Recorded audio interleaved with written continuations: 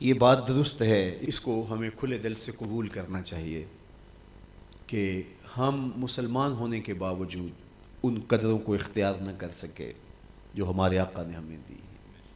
اکبر الہآبادی نے کہا تھا مس پہ ہے اپنی نظر اور سیم ان کے ہاتھ میں. ہم تو تانبے پہ نظر جمائے ہوئے ہیں اور چاندی وہ لوگ لے گئے. اقدار عالیہ، رویوں کی خوبصورتی، قوانین کی بالادستی اور زندگی کا بہت سارا جمال وہ ہم سے چھین کے لے گئے. یہ خزانہ ہمارا تھا، لیکن صاحب جام اسی کا جو بڑھ کے تھام لے، جو بھی محنت کرے. ایک وہ زمانہ بھی تھا کہ شارلمان اس کے لارڈز ابھی دستخط کرنے کی مشق سے گزر رہے تھے. ابن حزم کے قلم سے 1000 کتابیں نکل چکی تھی. وہ زمانہ بھی ہم نے دیکھا جب پیرس میں کیچڑ تھا اور بغداد عروس البلاد کہلاتا تھا. ہم نے وہ دور بھی دیکھا ہے جب وہ سواد آشنا بھی نہیں تھے، حرف آشنا بھی نہیں تھے، اور ہمارے منجم ستاروں پہ کمندے ڈالتے تھے.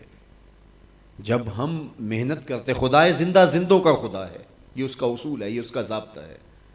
لیکن جب ہم جو ہیں وہ پیچھے آ گئے تو انہوں نے آگے بڑھ کر جام تھام لیا. یہ بات میں ضرور کہوں گا، خیر کی قدریں جہاں بھی ہیں، کسی کفر کے معاشرے میں بھی ہیں، لیکن وہ پھوٹتی میرے حضور کے قدموں سے ہی ہیں.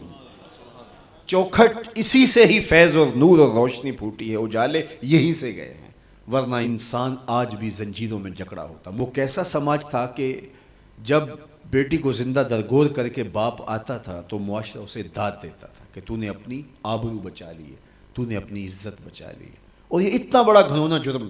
قیامت کے دن سب سے پہلا سوال نماز کا ہوگا، لیکن سب سے پہلا فیصلہ قتل کا ہوگا. دوسرے لفظوں میں یوں کہہ لیجئے، حقوق اللہ میں سب سے پہلے نماز کا سوال ہوگا، اور حقوق العباد میں سب سے پہلا فیصلہ جو ہے وہ قتل کا ہوگا. اور قتل میں بھی وہ بچیاں جو زندہ درگور کی گئی، ان کا مقدمہ پہلے لایا جائے گا. قرآن بتاتا ہے وَإِذَا الْمَوْءُودَةُ سُئِلَتْ بِأَيِّ ذَنبٍ قُتِلَتْ. قبروں میں گڑی ہوئی بچیاں اٹھائی جائیں گی، اللہ کی عدالت ہوگی، ان کے ظالم باپ کٹہرے میں کھڑے ہوں گے. اللہ ان بچیوں سے پوچھے گا بِأَيِّ ذَنبٍ قُتِلَتْ، تمہیں قتل کیوں کیا گیا؟ اب ان بچیوں کو تو پتہ ہی نہیں ہمیں کیوں قتل کیا گیا. ابھی آنکھ کھلنے نہیں پائی تھی کہ بند کر لی گئی، زبان بولنے نہیں پائی تھی کہ نوچ لی گئی، زندگی کا پھول ابھی کھلا ہی نہیں تھا کہ مرجھا گیا. انہیں تو پتہ ہی نہیں ہمارے ظالم باپوں نے یہ قیامت کیوں اٹھائی، یہ غضب کیوں توڑا، ہمارے معصوم دامن پہ کون سا داغ دیکھا کہ ہمارے ظالم باپوں نے ہماری زندگی نوچ لی. کہتے ہیں گڑھا کھودتے تھے، تاریخ پڑھیں، دل آج بھی خون کے آنسو روتا ہے.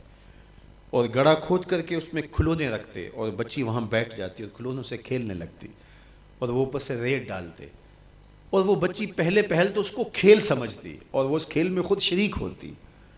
لیکن جب اس کے کندھوں سے اوپر تک ریت بڑھتی اور اس کی سانس دبنے لگتی، پھر اسے سمجھ آتی یہ کہانی کوئی اور ہے. پھر وہ معصوم اور ننھے ہاتھ جوڑ کے اپنے باپ سے زندگی کی بھیک مانگتی، لیکن ظالم سفاک باپ ریت ڈالتا اور یوں اس کی سسکیاں، اس کی آہیں، اس کی چیخیں، اس کے آنسو اس ریت میں دب جاتے.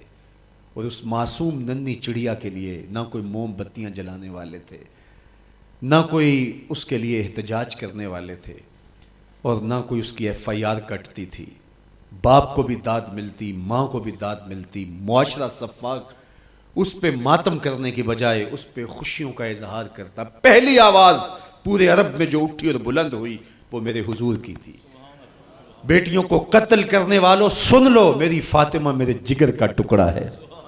یہ پہلی آواز تھی. یہ صرف کلمہ محبت ہی نہیں ہے، اس ظالمانہ سماج کے خلاف جو ہے وہ علم جہاد میرے حضور نے بلند کیا. میری بیٹی میرے جگر کا ٹکڑا ہے. اور کہا جو 2 بیٹیاں، 2 بہنیں اللہ کی رضا کے لیے پروان چڑھائے اور ان کا نکاح کر دے، قیامت کے دن وہ یوں میرے نیڑے ہوگا جس طرح یہ 2 انگلیاں کری. یہ جب میرے حضور نے فرمایا، مجمع سے ایک شخص کھڑا ہو گیا. حضور کیا جس کی 2 بیٹیاں نہیں ہیں اس کو یہ اعزاز نہیں ملے گا؟ کسی بیچارے کی 2 بیٹیاں نہ ہو، 1 بیٹی ہو، تو کیا اس کو یہ اعزاز نہیں ملے گا کہ وہ آپ کا ساتھ پائے؟ حضور نے فرمایا اسے بھی ملے گا. لیکن میں آپ کو دعوت فکر دیتا ہوں کہ اس سوال کے پیچھے کی کیفیت دیکھیے. اس کی 1 بیٹی تھی، کہاں بیٹیاں زندہ درگور ہو رہی ہیں اور کہاں ایک بیٹی والا کہتا ہے کاش کہ میری بھی 2 بیٹی۔ یہ تھا لایا ہوا میرے حضور کا نظام۔ بیٹیوں والے فخر کرنے لگے کہ ہماری بیٹیاں، یہ ہماری بخشش کی ضمانت ہوگی، 2 بیٹیوں کا نکاح کر لو، بخشش کی ضمانت۔